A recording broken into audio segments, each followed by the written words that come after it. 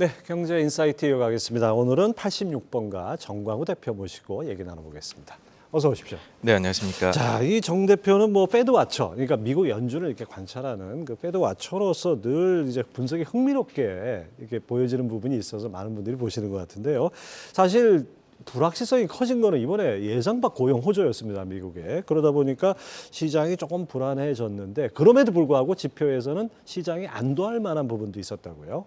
네, 그렇습니다. 물론 그 고용 데이터 자체가 나온 헤드라인 숫자는 굉장히 놀라운 정도 수준으로 강하게 나왔습니다. 네. 그러다 보니까는 금리도 좀 오르고 그리고 향후 금리 인상 연준의 경로에 대해 가지고서도 소위 말하는 우리가 최종금리라고 이야기를 하죠. 그 부분이 조금 더 올려 잡혀지는 그런 양상이 나타났습니다. 다만 그렇지만은 여기서 좀 들여다봤었을 때는 우리가 시간을 두고서 이 데이터를 좀 해석해야 되지 않겠느냐. 왜냐하면 1월 달에 나온 데이터는 그 계절 조정치가 크게 반영이 수정이 들어간 부분입니다. 예. 그러니까는 그 원래 연준에서 참고하는 이 월간 고용 보고서의 경우에는요. 이것을 우리가 실시간으로 모든 걸 조사를 할 수 없기 때문에 조사하는 기관에서 응답률도 좀 차이가 나고 그리고 인구 추계치라든지 하여튼 그 각종 예상치들, 가정치를 넣어가지고서 실제 고용이 얼마나 증가했냐 이런 거를 한마디로 예측치라고 할 수 있습니다. 예. 그러다 보니 이 데이터가 점점 더 나오게 되면은 향후에 수정을 가하게 되는데 이번에 그 수정치가 강하게 나왔다라는 것이고요. 저 설명 좀 해주십시오. 지금 저 표가 어떤 겁니까? 어떤 네, 내용입니까? 그래서 저기 지금 보시는 것이요. 신규 고용이 이번에 원래 예상치가 18만 8천 명으로 예상이 되었었는데 실제 발표는 훨씬 많은 51만 7천 명이 나오게 되었습니다.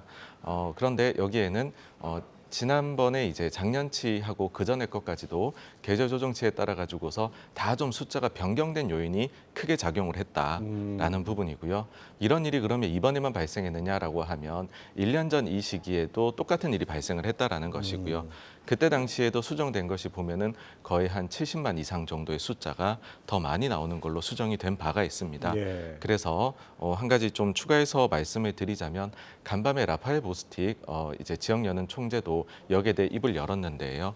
그러면은 우리가 최종금리 수준을 예상했던 것보다 조금 더 높게 가져가야 돼. 그걸 논의해야 될 수도 있다. 다만 지금 본인의 생각은 여전히 연준에서 보고 있는 추가적인 2회 인상으로 본인은 여전히 생각을 하고 있고 그리고 1월에 나온 고용 보고서에 대해서는 놀라운 숫자이지만은 좀 조사를 해볼 필요가 있다라는 발언을 했습니다. 예, 이게 처음에 저 숫자를 들었을 때 정말 깜짝 놀라고 환율 뛰고 뭐 금리 뛰고 하는 거 보고 야 이거 불확실성이 정말 커지는 거 아닌가 이런 우려를 했는데 지금 말씀 들어보니까 해석의 여지가 좀 남아 있네요. 네, 그렇습니다.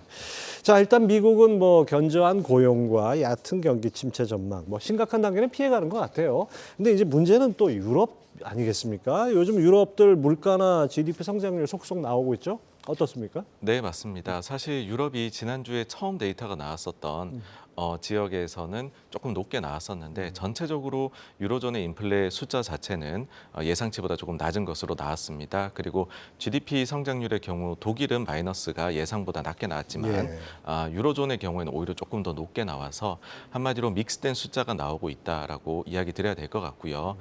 저는 유럽을 좀 심플하게 보는 것은 결국 유럽을 강하게 괴롭혔던 요소는 가스 가격이 너무 높았다라는 그렇죠. 것이고 예. 가스 가격이 지금처럼 좀 하향 안정화되어서 간다라고 하면 또한 이제 가스 수요가 많을 때가 겨울이니까 우리가 지금 계절적으로 봐서는 앞으로 한 반년 그 이상 정도까지는 좀 그래도 안도할 만한 숫자들이 가스 가격 안정으로 나오게 되지 않을까라고 생각을 합니다. 네, 미국도 그렇고 유럽도 그렇고 우리가 당초 예상했던 것보다는 작년에 예상했던 것보다는 좀 덜 나쁘다 이렇게 봐도 되겠죠. 네, 그렇습니다. 실제 이 부분이 전문가들의 예상에서도 좀 그 변화가 나타나는 것이 영란은행이 지난주에 통화정책 회의를 했었거든요.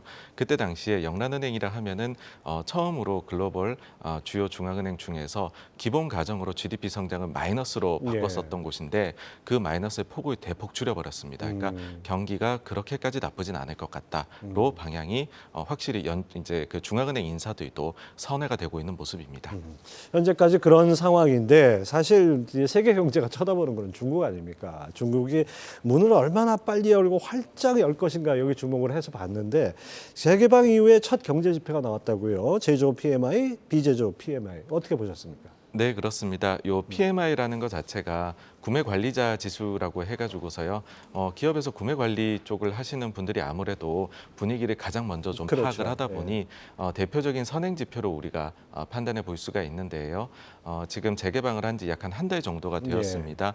그러고 나서 나오는 데이터, 특히나 선행성을 가지는 부분이 일단은 좀 반등하는 모습을 보였고요. 예측치보다도 더 좀 좋은 숫자가 나왔습니다. 그래서 현실로 봤었을 때에는 가령 가장 현실로 보일 수 있는 부분은 한국의 대중 수출이 과연 이제 마이너스가 좀 줄어드느냐 이런 데이터들은 아직까지 전혀 반등을 못 하고 있습니다.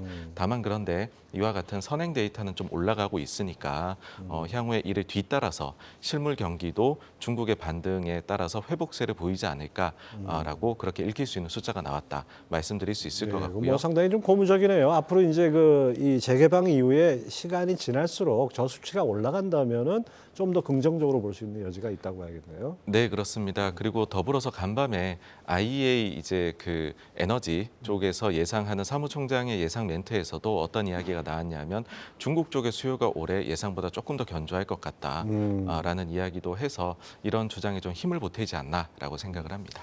근데 사실 제가 이 시간이 계속 진행하다 보니까 여기 출연하시는 분들의 의견이 엇갈리는 부분이 있습니다. 리오프닝에 대해서 이종우 이코노미스트 같은 분은 뭐 이거 월가에서 만들어낸 개념이다. 뭐 이렇게 지적하시는 분도 있고 염승환 이사 같은 분들은 구체적으로 리오프닝 수혜주까지 꼽아주시고 했는데 우리 정광훈 대표는 어떻게 보십니까? 네, 그 작년도에 그러면 과연 중국이 얼마나 제로 코로나로 인해서 아픔을 겪었느냐를 보면 반대로 그만큼은 플러스가 될 수도 있다라고 생각을 합니다. 그렇게 봤을 때 원래 중국이 지난해 목표로 했던 GDP 성장률은 5.5%였었습니다. 그런데 지금 작년도 GDP 성장률 잠정치는 3%입니다. 그렇죠. 그러면은 그 차이는 어디서 기인했냐라고 할 때 뭐 다른 국가들도 전쟁이나 이런 영향들이 있긴 했지만은 제로 코로나도 분명히 거기에는 영향을 미쳤다라는 것이고요. 우리가 숫자로 완벽하게 도해를 해낼 수는 없지만은 영향이 꽤 크지 않았나라고 생각을 합니다. 그리고 이 부분에서 결국에는 리오프닝을 하게 되면 어느 쪽에서 좀 이익이 발생할 수혜를 입을 것이냐라고 한다면은 결국에는 일단은 전통적으로 중국이 잘했던 부분들이라고 생각을 합니다. 뭐냐하면 중국이 경제가 안 좋아서 리오프닝을 빨리 가는 측면도 있거든요.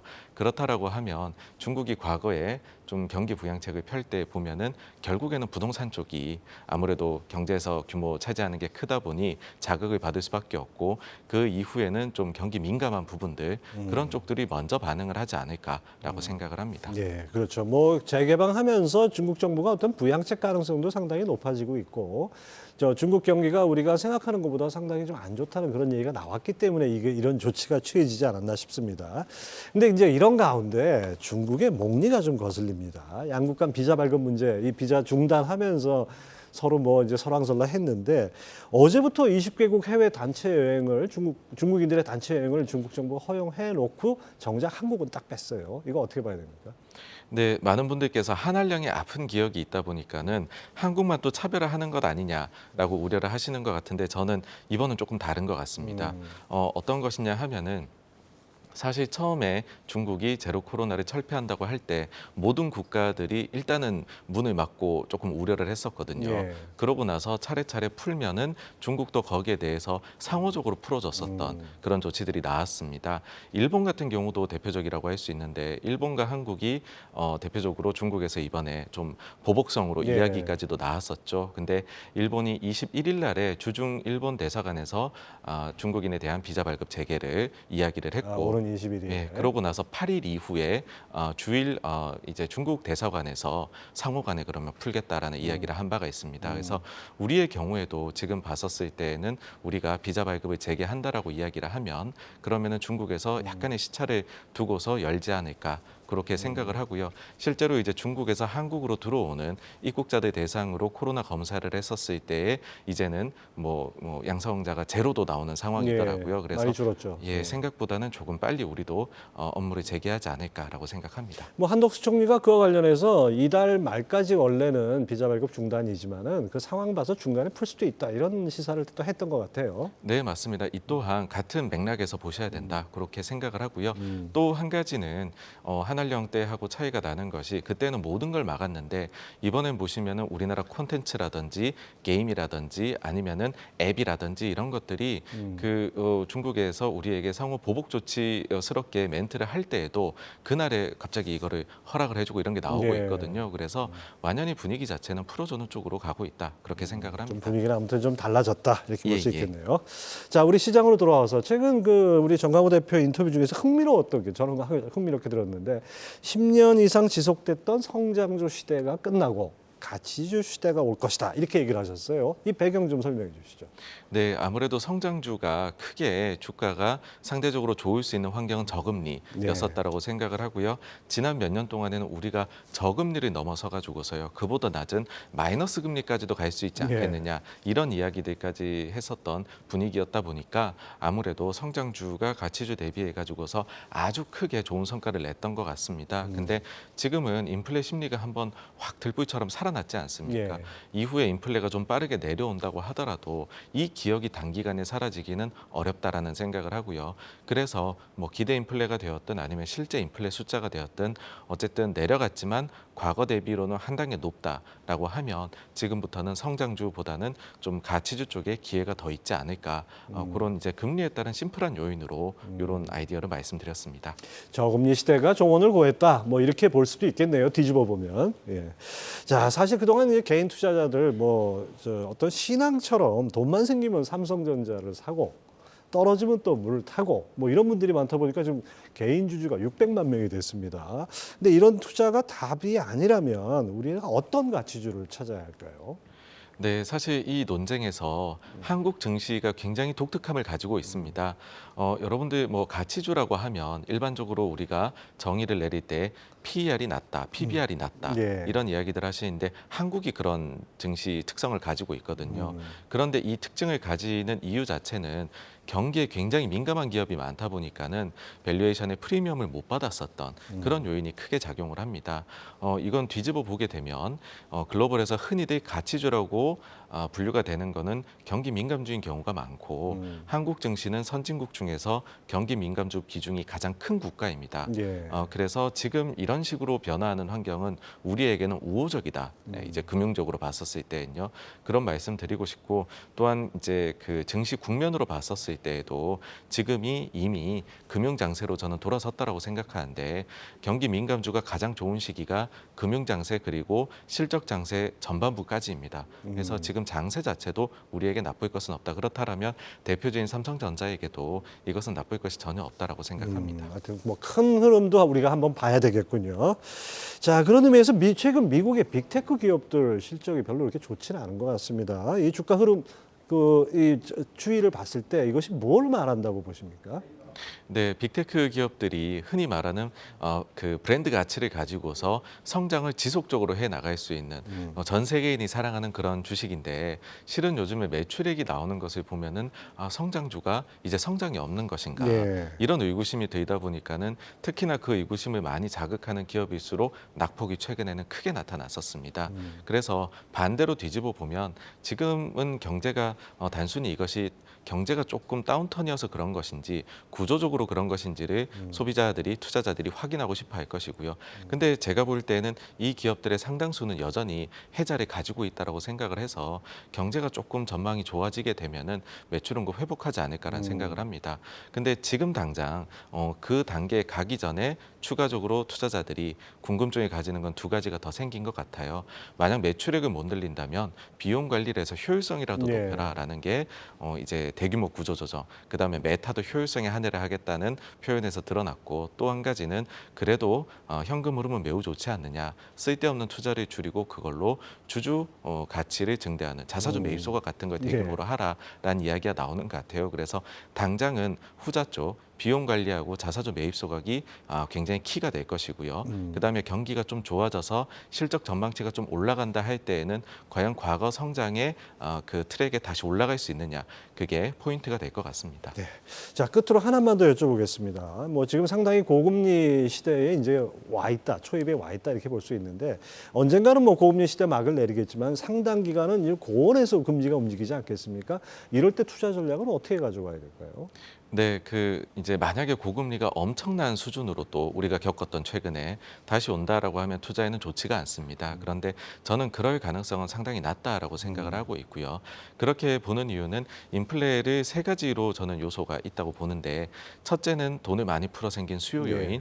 두 번째는 공급망 교란 같은 공급 요인이 있을 거고요. 세 번째는 단순히 사람들의 심리적인 요인도 있습니다. 근데 여기에서 두 번째하고 세 번째 요인들은 이번에 인플레가 내려가면서 저는 상당 부분이 해소가 되지 않을까 생각을 하고요. 그러면 좀 많이 풀렸었던 돈들이 여전히 움직이면서 만들어내는 수요 요인 정도가 좀 남지 않을까라고 봤었을 때에는 과거보단 분명히 약간 더 높아지겠지만은 그렇게 높지는 않을 것이다라고 보고 있고요. 그런데 이런 그림들이 아마 상반기 내내 우리가 정확하게 이 그림이 어떻게 흘러갈지를 알도록 해줄 겁니다. 내려가는 그림이 어떻게 나올지 보면은요.